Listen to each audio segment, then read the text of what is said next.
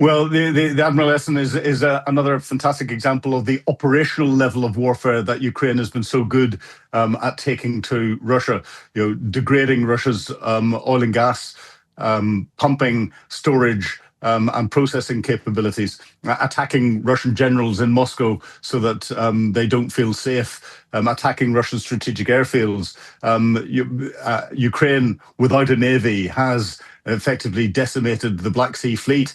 And that is something that naval historians around the world and tacticians are watching very closely indeed, because it will change global naval tactics. And of course, we have mysterious LNG tankers blowing up in the Mediterranean and elsewhere that would suggest that Ukrainian special forces and intelligence units have had something to do with that, because it's again impacting Russia's shadow fleet. And therefore, I've assessed for quite some time that at that operational level, Ukraine is dictating the pace of what is going on, and therefore it has the initiative. Whereas at the tactical level, Russia, there's almost a stalemate, but Russia was advancing tens of meters a day, but they were still advancing very slowly at huge cost from personnel. But now Ukraine seems to have wrestled that very small tactical initiative back again, and seem to be controlling the what is going on, certainly on parts of the front line, and that can only be good. And Vladimir Putin, or Vladimir Putin's generals, will, I think, be concerned about this, because we're then coming up into spring, and Russia was probably planning some form of spring offensive. Whether they will have the ability to do that or not, I've always been skeptical. Ukraine might be planning further spring offensives. But what I'm beginning to see with Ukraine as well, which I find something that is very positive, is these attacks that are going in tend to be what I describe as all arms attacks. So it's utilizing drones from the air with artillery and armored vehicles on the ground, with then infantry advances.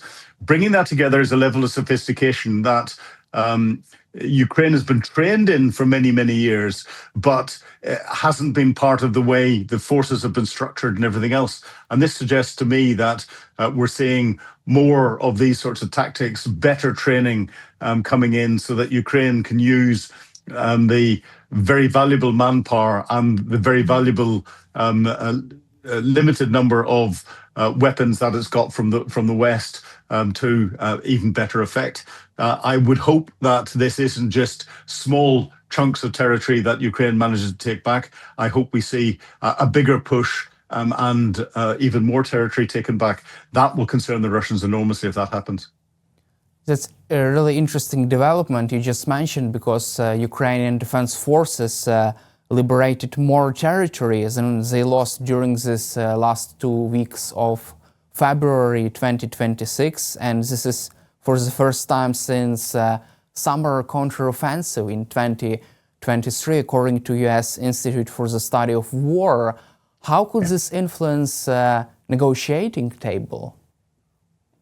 Well, I think at the moment, because it's relatively small amounts of territory, and for a longer period of time, Russia had the advantage.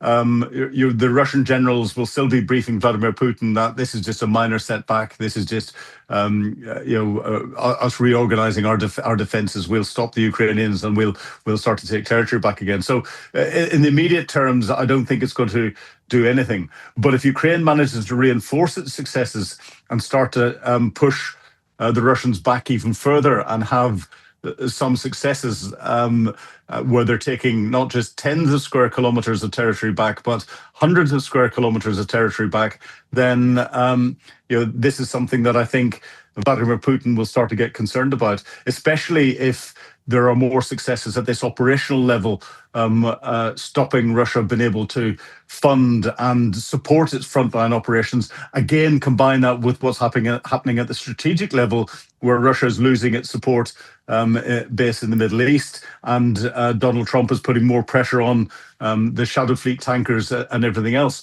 All of this is forcing Putin into a position where he knows he can't maneuver.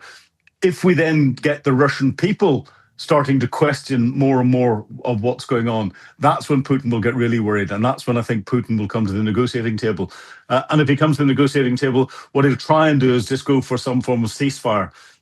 He will want to just pause things so that he can lick his wounds. He can try and rebuild his capability. He won't want to stop the war. He won't want to come up with any settlement that doesn't achieve his objectives. Also, according to Bloomberg, Russia is considering full withdrawal from negotiations if Ukraine does not cede Donbas to Russia.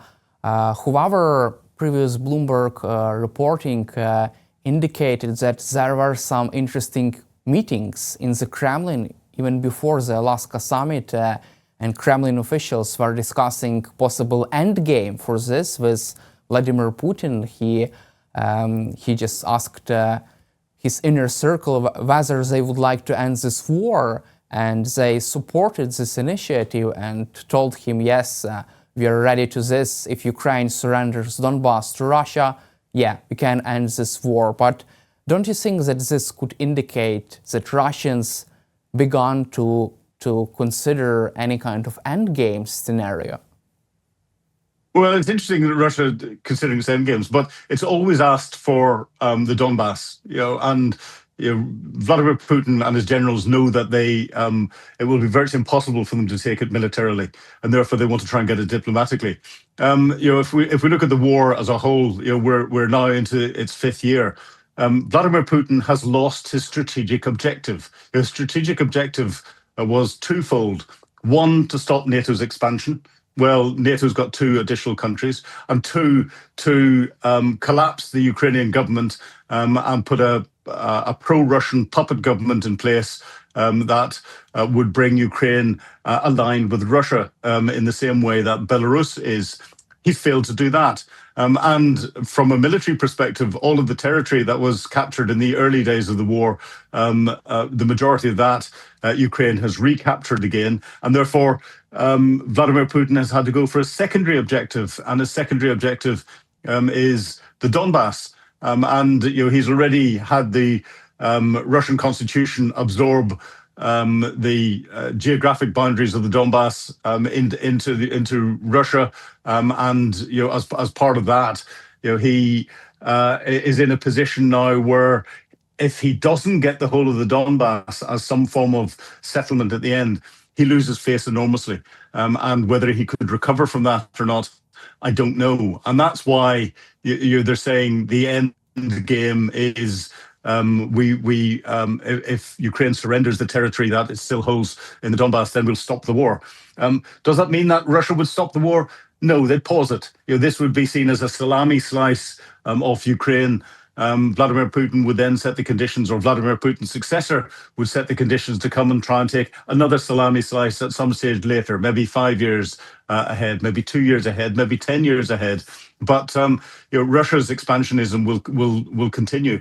This is why it's important that Russia is properly defeated and forced to withdraw from the internationally recognized territory of and boundaries of Ukraine. From your perspective, can Vladimir Putin survive possible endgame, even ceasefire on favorable for Russia terms, because they have sacrificed too much? Russia has lost probably 1.3 million soldiers, and this war has entered its 5th year. Can he survive possible endgame? Well, I think he probably can if he gets something that he can declare as a victory, and he's set the conditions both within his immediate inner circle, but also to the Russian people that victory is the Donbass, and he would then, if he got that, turn around and say, yes, he's beaten NATO, he's beaten Ukraine, he's looked after the Russian people because he illegally claims that the people of the Donbass are Russian people. And he will spin that as a victory in the same way that he's been spinning the reasoning behind this war and lying to the Russian people. The Russian people, by the time they find out those lies are there, well, there isn't any real opposition, so there's nothing much that they can do about it, given the security crackdowns that we're seeing across Russia. And Putin is an old man now. He's not going to last for decades longer. However, he will be grooming people to take over from him who will be of the same or similar mindsets, and therefore, the threat of Russia will continue for many, many decades to come, I believe. Let's also cover our final topic and probably final questions about global stage. Has the Third World War already begun, from your perspective? Ooh, that is a very interesting question. I think it might well have done. Certainly, there's the danger there that we are on a clearer path to a global conflict. The war between Russia and Ukraine was a start, but that was sort of kept almost to Europe.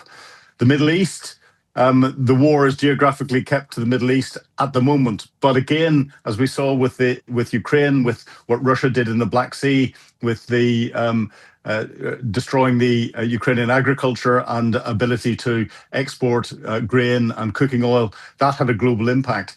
The potential closure of the Straits of Hormuz, where 20% of the world's liquid natural gas and 20 to 25% of the world's oil goes through, will have a global impact and impact global economies.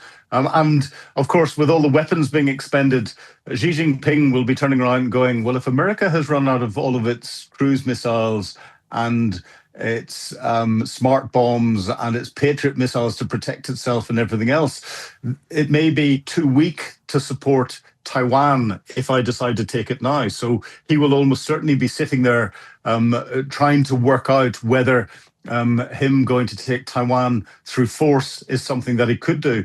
Certainly from a political perspective, he can argue and use the same arguments that Donald Trump has used in going into Iran. So there couldn't be a more optimal time for Xi Jinping to consider taking Taiwan by force. If that happens, everything is linked. And if that happens, we then get into a global conflict scenario, albeit in three separate areas, but the links will come together much faster than the links will be broken. And that's what really worries me.